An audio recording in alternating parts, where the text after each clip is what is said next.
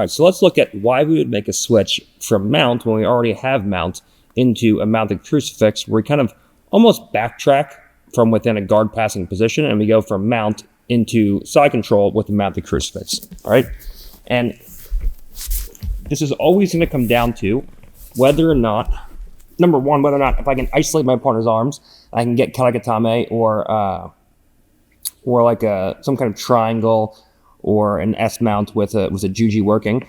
And sometimes you're rolling with someone and you try karagatame, you go to S mount, and you feel like just mount is just not your position on this person. It's just not working for you. Okay, so that's the first reason why I would dismount and go into a mounted crucifix.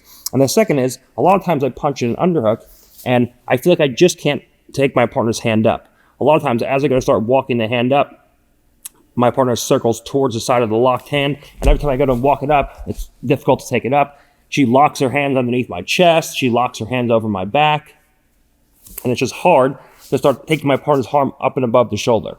Whenever I see this happening, this is going to be the time to go in and transfer into mounted crucifix. So whenever I can't take my partner's, whether the moves from mount, I get into position but they're just not working, or I feel like it's hard to elevate my partner's arm over the shoulder, that's the perfect time to backtrack and go from a mounted position into a mounted crucifix and start pinning your partner's arm so she can't lock the hands and make it difficult for you to elevate the arms up and over the shoulders.